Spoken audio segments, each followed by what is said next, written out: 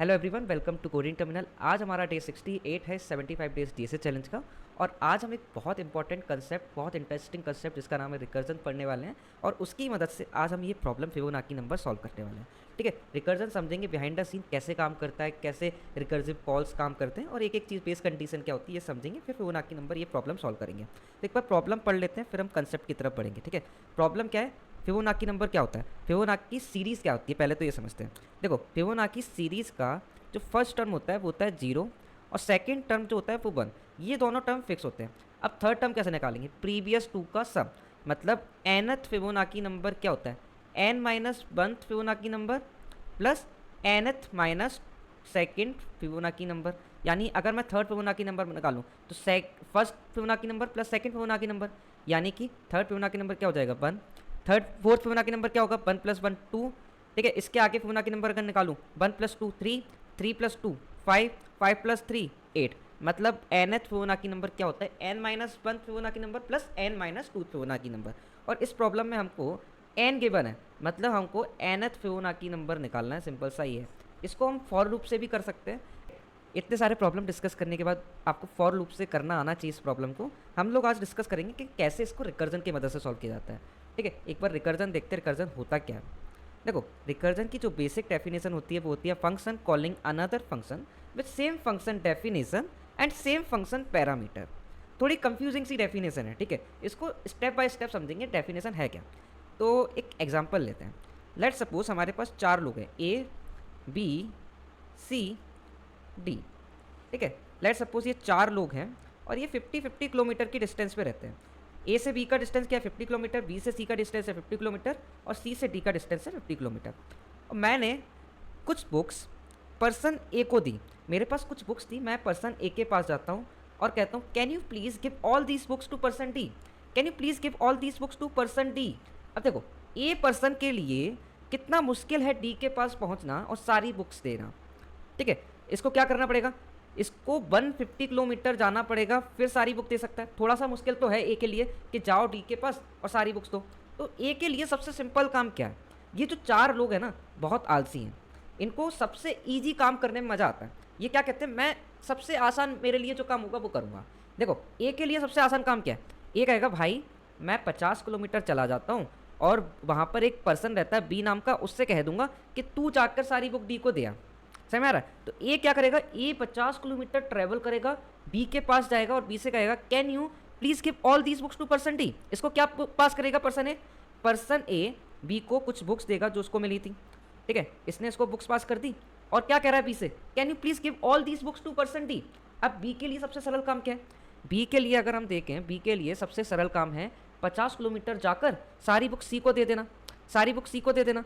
अब अगर हम सिमिलरली सी के लिए देखें तो सी के लिए सबसे सरल काम क्या है, 50 किलोमीटर जाएगा और सारी बुक डी को दे देगा। एट दी एंड हमारी सारी बुक डी के पास पहुंच गई।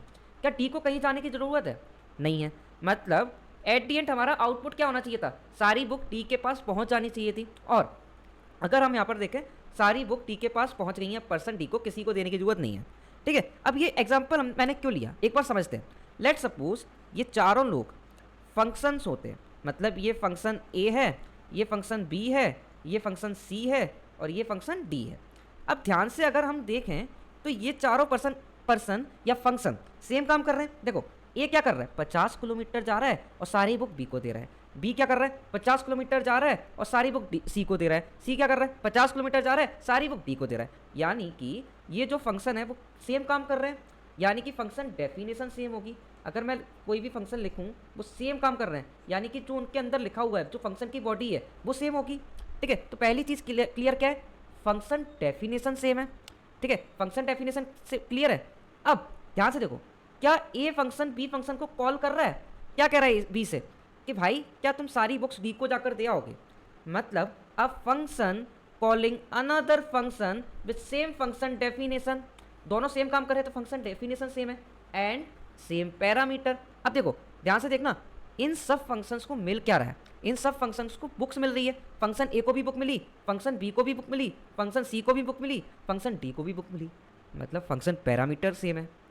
अब समझ में आया। देखो, a function calling another function with same function definition and same function parameter. ठीक है, सारे फंक्शन काम सेम कर रहे हैं, और जो उनको मिल रही है ना, क्या मिल रहा है एज पैरामीटर, यहाँ पर क्या मिल रहा है बुक, वो भी सेम है। तो डेफिनेशन क्लियर है। A function calling another function with same function definition and same function parameters, यही तो रिकर्जन होता है जो अभी हमने सीखा, यही तो रिकर्जन है। एक और एग्जाम्पल से देखें, एक और एग्जाम्पल देखते हैं। लेट सपोज आप एग्ज़ाम दे रहे हैं, ठीक है, लेट सपोज ये एग्ज़ाम हॉल है, आप यहाँ पर बैठे हैं, आपका दोस्त यहाँ पर बैठा है, ये लाइन से स्टूडेंट बैठे हैं, और यहाँ पर टीचर खड़ा हुआ है, ठीक है, यहाँ पर टीचर खड़ा हुआ है, ये फर्स्ट बेंच है, ये फर्स्ट बेंच है, ये सेकंड बेंच है, ये थर्ड बेंच है, ये फोर्थ बेंच है, ठीक है। लेट सपोज आपके दोस्त ने आपको चिट पास की, यहाँ से, यहाँ पर एक गेट है, यहाँ से एंट्री करता है, वो चिट पास करता है कि सारे लोग चीटिंग करके पास हो जाए। ये इसका दोस्त था, ये सारे जो हैं एक दूसरे के दोस्त हैं। अब करना क्या है, एट दी एंड हर किसी को पास होना एग्जाम में। ये सारे लोग एग्जाम दे रहे हैं, ये फर्स्ट बेंच पे बैठा हुआ है एक स्टूडेंट, ये सेकंड बेंच पे, ये थर्ड बेंच पे, ये फोर्थ बेंच पे, और एक पर्सन आता है, वो ये लास्ट बेंच पर आकर चिट पास करता है। अब इस पर्सन, ये फोर्थ बेंच पर जो पर्सन बैठा हुआ है, उसके लिए सबसे ईजी काम क्या है, वो खुद चीटिंग कर ले, और चीटिंग करने के बाद चिट किसको पास करते, इसको, ठीक है। अब ये पर्सन 3 के लिए सबसे ईजी काम क्या है, खुद चीटिंग कर ले, लिख ले सारे आंसर, और पास किसको कर दे, चिट सेकंड को, ठीक है। अब सेकंड पर्सन के लिए सबसे इजी काम क्या है, सबसे पहले वो क्या करेगा, अपना आंसर लिखेगा और चिट पास कर देगा फर्स्ट को। इस तरीके से सब पास हो जाएंगे। अब ध्यान से देखना, क्या ये पर्सन 1 टीचर को चिट पास करेगा। देखो ये फर्स्ट बेंच तक चिट पहुंच चुकी है, तो इसका मतलब क्या है, अगर ये चिट टीचर को पास कर देगा तो सब पकड़े जाएंगे। ऐसा तो करना नहीं था, हमको बस यहीं तक चिट भेजनी थी। मतलब एक कंडीशन लिखी होगी इस फंक्शन के अंदर, अगर बेंच की वैल्यू 1 है, मतलब फर्स्ट बेंच है, तो अब मैं किसी और फंक्शन को कॉल नहीं करूंगा। मतलब हमारा देखो प्रीवियस केस में हमें क्या चाहिए था कि बुक्स कहाँ तक पहुँच जानी चाहिए थी, फंक्शन डी तक या पर्सन डी तक, उसके आगे हमको बुक्स पास नहीं करनी चाहिए थी। मतलब यहाँ पर एक इफ़ कंडीशन लिखी होगी, उसके अंदर क्या लिखा होगा, अगर पर्सन डी के पास पहुँच गई है बुक तो रिटर्न हो जाओ, मतलब कुछ भी करने की ज़रूरत नहीं है। सही में आ रहा है। तो यहाँ पर एक बेस कंडीशन देनी पड़ेगी। अब जब भी हम रिकर्जन की बात करते हैं ना, तो 3 चीज़ें हमेशा ध्यान में रखनी पड़ती हैं। क्या क्या, एक तो बेस कंडीशन मतलब फंक्शन को रोकना कहाँ पर है। अगर बेस कंडीशन हमने नहीं लिखी तो ये इन्फिनिटी लूप में चला जाएगा। ए ने बी को कॉल किया, बी ने सी को कॉल किया, सी ने डी को कॉल किया, डी भी किसी को कॉल करेगा, जिसने डी ने कॉल जिसको किया है वो किसी और को कॉल करेगा। तो मतलब हमको एक ऐसी कंडीशन लिखनी पड़ेगी जहाँ पर हमारा रिकर्जन फंक्शन रुक जाए, ठीक है। तो सबसे पहले हमको डिस्कशन करना पड़ेगा कि बेस कंडीशन क्या होनी चाहिए, ठीक है। और सेकंड चीज़ हमको जो ध्यान में रखनी है, देखो पर्सन ए के लिए सबसे इजी काम क्या था, 50 किलोमीटर जाना। यहाँ पर क्या है सबसे इजी काम, यहाँ पर देखो इस एग्जांपल में सबसे इजी काम क्या था हर एक पर्सन के लिए, अपना खुद का लिखना। मतलब हमको क्या पता लगाना है, देखो एक तो हमने बेस कंडीशन के बारे में बात करेंगे, सेकंड चीज़ जो होगी सबसे ईजीएस्ट टास्क क्या है उस फंक्शन को परफॉर्म करने के लिए, यानी हमको पता होना चाहिए ईजीएस्ट टास्क के बारे में जो वो फंक्शन ईजिली कर सकता है। थर्ड थिंग क्या है, रिकर्सिव कॉल। मतलब अगर हमारा ईजीएस्ट टास्क परफॉर्म हो गया है, अब रिकर्सिव कॉल करेंगे, मतलब ये 50 किलोमीटर चल के आया, बाकी का काम कौन करेगा, बी करेगा, ठीक है। मतलब यहाँ पर हम किसकी बात कर रहे हैं, रिकर्सिव कॉल। एक फंक्शन कॉल करना पड़ेगा जो बाकी का काम कर रहा होगा। बी 50 किलोमीटर चल के जाएगा, सी को कॉल कर देगा, भाई बाकी का काम तू करना। सी क्या करेगा, सी 50 किलोमीटर जाएगा और डी को पास कर देगा। अगर कुछ काम बचा होता वो कौन करता, डी करता। मतलब हमको 3 चीज़ों के बारे में डिस्कस करना है, बेस कंडीशन क्या है, ईजीएस्ट टास्क क्या है, रिकर्सिव कॉल क्या है। अगर हमको ये 3 चीज़ें पता चल गई तो हमारा काम बहुत ईजिली हो जाए, ठीक है। अब हमारे क्वेश्चन के बारे में डिस्कस करते हैं। हमको क्या एक फंक्शन लिखना था जो nth फिबोनाची नंबर रिटर्न करता हो, ठीक है। तो यहाँ पर हम 3 चीज़ों के बारे में बात करते हैं। सबसे पहले बेस कंडीशन, ठीक है। 3 चीज़ों के बारे में हमको पता लगाना है अगर रिकर्जन से सॉल्व करना है। सेकंड चीज़ क्या होगी, ईजीएस्ट टास्क जो ये फंक्शन परफॉर्म कर सकता है, ईजीएस्ट टास्क जो ये फंक्शन परफॉर्म कर सकता है। थर्ड चीज़ क्या होगी, रिकर्सिव कॉल, ठीक है, रिकर्सिव कॉल। अब हम ध्यान से पहले इस पॉइंट को डिस्कस करते हैं कि रिकर्सिव कॉल क्या होना चाहिए। अगर मुझे किसी भी तरीके से let suppose n-1st Fibonacci number पता चल जाए और n-2th फिबोनाची नंबर पता चल जाए, तो nth फिबोनाची नंबर क्या इन दोनों का एडिशन होता है। तो अगर मैं ये फंक्शन कॉल कर दूं फॉर n-1 एंड n-2 के लिए, तो n-1 के लिए काम कौन करेगा, ये फंक्शन। n-2 के लिए काम कौन करेगा, ये फंक्शन, ठीक है। ये क्या होगा, रिकर्सिव कॉल, ठीक है। अब एन के लिए क्या होना चाहिए था, लेट सपोज इसकी वैल्यू ए के अंदर स्टोर की, इसकी वैल्यू बी के अंदर स्टोर की।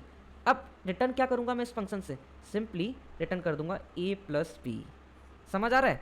देखो ईजीएस्ट टास्क क्या है इस फंक्शन के लिए, भाई तुम क्या करो, अगर मेरे पास n-1 फिबोनाची नंबर पता है, n-2 फिबोनाची नंबर पता है, तो उनका एडिशन करके रिटर्न कर दो। ये तो ईजीएस्ट टास्क हो गया। रिकर्सिव कॉल क्या है, n-1 के लिए कॉल किया मैंने, n-2 के लिए कॉल किया, ये हो गया हमारे रिकर्सिव कॉल। ठीक है, ईजीएस्ट टास्क भी हमने डिस्कस कर लिया। क्या करेंगे, a प्लस बी को रिटर्न कर देंगे। अब हम डिस्कस करते हैं बेस केस क्या है। देखो ध्यान से देखना, n किसके लिए कॉल करेगा, n-1 फिबोनाची नंबर निकालने के लिए कॉल करेगा, एंड n-2 के लिए कॉल करेगा। अब ये n-1 फंक्शन जो है वो किसके लिए कॉल करेगा, n-2 के लिए एंड n-3 के लिए। अब ये n-2 किसको कॉल करेगा, n-3 n-4। अब ये n कहाँ तक जाएगा, तो ये कहाँ तक जाएगा, ये कहाँ तक जाएगा, n की वैल्यू एक पॉइंट ऑफ टाइम तक 1 हो जाएगी। अगर n की वैल्यू 1 हो जाती है और फंक्शन ऑफ 1, क्या मुझे कॉल करने की जरूरत है इसके लिए, फंक्शन ऑफ n-1 या n-2, मुझे पता है ना फर्स्ट फिबोनाची नंबर तो क्या होता है, 0 होता है, और सेकंड फिबोनाची नंबर क्या होता है, 1 होता है। मतलब अगर n की वैल्यू, देखो ध्यान से देखना, अगर अब बेस केस के बारे में डिस्कस कर रहे हैं, अगर n इक्वल टू 1 हो जाता है तो मैं रिटर्न करूंगा 0, और n इक्वल टू अगर 2 हो जाता है मैं रिटर्न कर दूंगा 1। ठीक है, बेस केस समय में आ गया होगा। ईजीएस्ट टास्क क्या है, n-1 फिबोनाची नंबर निकालो, n-2 निकालो, दोनों को ऐड कर दो। ठीक है, रिकर्सिव कॉल क्या है, n-1 फिबोनाची नंबर निकालना है हमको, n-2 निकालना है। ठीक है, 2 लाइन का कोड है, एक बार कोड समझते फिर ड्राई रन करके आपको और अच्छे से क्लियर समझ में आएगा। ठीक है, इस कोड का हम इस प्रॉब्लम का हम कोड करके देखते हैं। सबसे पहले हम लिखते हैं बेस कंडीशन। देखो बेस कंडीशन क्या है, इफ n इक्वल टू अगर 1 हो जाता है तो हम क्या रिटर्न करेंगे, रिटर्न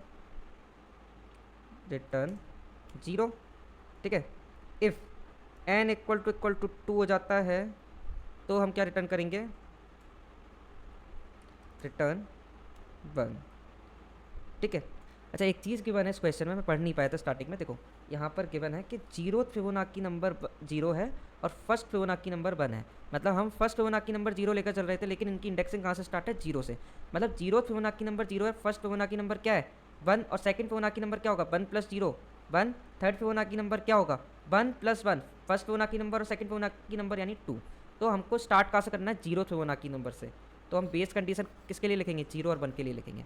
ठीक है, तो अगर 0th फिबोनाची नंबर पूछता है तो मैं क्या रिटर्न करूंगा, 0, और n इक्वल टू अगर 1 होता है तो हम क्या रिटर्न करेंगे, 1। ठीक है, अब देखो अब हमको करना क्या है, लेट सपोज a में हम स्टोर कराते हैं फिबो ऑफ n-1 एंड b में हम स्टोर कराते हैं फिबो ऑफ n-2। ठीक है, लास्ट में हम रिटर्न क्या कर देंगे, रिटर्न a प्लस बी। अब आपको स्टेप बाय स्टेप बताता हूँ। ये जो स्टार्टिंग में हमने लिखे हैं ये हमारे base condition.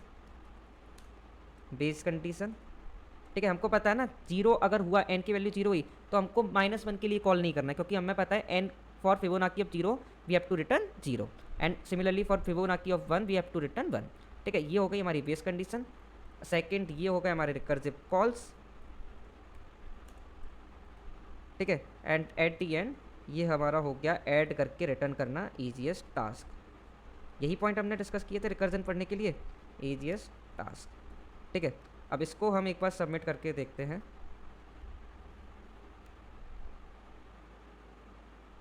Okay, int A and int declare नहीं किया है। ठीक है,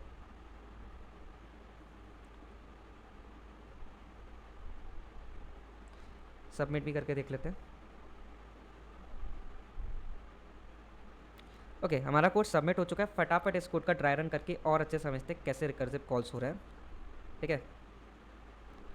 ठीक है, तो n इक्वल टू 5 के लिए चलाकर देख लेते हैं कैसे line by line code execute होगा। ठीक है, तो n इक्वल टू 5 यानी फिबो ऑफ 5 के लिए कॉल करेंगे हम।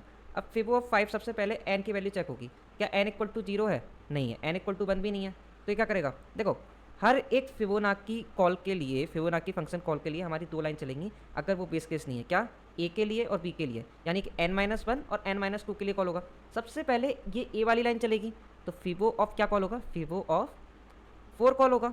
ठीक है, अब फिबो ऑफ 4 इसके लिए हमारी देखो एक लाइन चल चुकी है, किसके लिए, हमारी फिबो ऑफ 5 के लिए एक लाइन चल चुकी है, कौन सी, ए वाली। ठीक है, क्या अभी बी वाली चली है, नहीं चली, लेकिन हमने फिबो ऑफ n-1 कॉल कर दिया है, यानी फिबो ऑफ 4 कॉल कर दिया है। अब फिबो ऑफ 4 की एक लाइन चलेगी, कौन सी, फिबो ऑफ 3। ठीक है, यानी कि फिबो ऑफ 4 की भी एक लाइन चली है अभी, फिबो ऑफ n-2 वाली नहीं चली है। अब फिबो ऑफ 3 के लिए भी एक लाइन चलेगी अभी, पहली लाइन कौन सी चलेगी, फिबो ऑफ 2। ठीक है, फिबो ऑफ 2 के लिए भी पहली लाइन चलेगी, कौन सी, फिबो ऑफ 1 के लिए n-1 वाली। ठीक है, अब फिबो ऑफ 1 की वैल्यू हमको पता है, ये बेस कंडीशन है, अगर n इक्वल टू 1 होता है तो रिटर्न कर दो 1। ठीक है, तो यहाँ से हमको क्या मिलेगा, यहाँ से हमको मिलेगा 1। ठीक है, अब 2 के पास आते हैं, 2 की एक लाइन चली थी ए वाली, अब बी वाली चलेगी, अब बी वाली चलेगी तो n-2 वाली चलेगी, यानी फिबो ऑफ 0 के लिए कॉल होगा, फिबो ऑफ 0 के लिए कॉल हुआ। अब फिबो ऑफ 0 बेस कंडीशन है, यानी यहाँ से क्या रिटर्न करेंगे, 0 रिटर्न करेंगे, यानी सेकेंड लाइन से भी हमको रिटर्न मिल गया है जो कि है 0। ठीक है, ए में क्या स्टोर होगा 1, बी में क्या स्टोर होगा 0। ठीक है, अब यहाँ से ये रिटर्न क्या करेगा, फिबो ऑफ 2 फंक्शन क्या रिटर्न करेगा, ए प्लस बी, यानी कि 1 प्लस 0 क्या रिटर्न करेगा, यहाँ पर क्या रिटर्न करेगा, 1 प्लस 0 1 रिटर्न करेगा। अब फिबो ऑफ 3 के लिए एक लाइन चली थी n-1 वाली, यानी ए वाली चली थी, अब बी वाली चलेगी, फिबो ऑफ n-2, 3-2 फिबो ऑफ 1। ठीक है, fibo of 1 again base condition, return आएगा यहाँ से 1, यहाँ से हमको मिलेगा 1। ठीक है, ए के अंदर 1 आया, बी के अंदर बी आया, बी के अंदर 1 आया, देखो लेफ्ट से 1 मिला, राइट से 1 मिला, 1 प्लस 1 2, फिबो ऑफ 3 क्या रिटर्न करेगा यहाँ पर 2। ठीक है, अब ध्यान से देखना, फिबो ऑफ 4 के लिए, फिबो ऑफ 4 के लिए लेफ्ट वाली लाइन चल चुकी थी ए वाली, अब इसके लिए भी सेकंड लाइन चलेगी, क्या चलेगा n-2 के लिए, फिबो ऑफ 2, फिबो ऑफ 2। अब देखो फिबो ऑफ 2 जैसे ही कॉल हुआ, अब इसकी लेफ्ट लाइन चलेगी, फिबो ऑफ किसके लिए 1 के लिए, फिबो ऑफ 1 से क्या रिटर्न मिलेगा, फिबो ऑफ 1 से रिटर्न मिलेगा हमको 1, एंड अब इसकी राइट लाइन चलेगी, यानी कि यहाँ पर फिबो ऑफ 0 के लिए कॉल होगा, फिबो ऑफ 0 के लिए कॉल होगा, फिबो ऑफ 0 अगेन बेस कंडीशन। ठीक है, तो यहाँ से इसको रिटर्न में मिलेगा 0, और फिबो ऑफ 2 की लेफ्ट लाइन चल गई, राइट लाइन चल गई, 1 प्लस 0, यहाँ से इसने रिटर्न किया 1। ठीक है, अब फिबो ऑफ 4 के लिए लेफ्ट लाइन चल चुकी, लेफ्ट से मिला 2, राइट से मिला 1, 2 प्लस 1, यानी ए के अंदर 2 स्टोर हुआ, बी के अंदर क्या स्टोर हुआ 1, 2 प्लस 1 3, फिबो ऑफ 4 रिटर्न करेगा यहाँ पर 3। ठीक है, अब ध्यान से देखना, ध्यान से देखना, थोड़ा सा इसको स्मॉल कर लेता हूँ।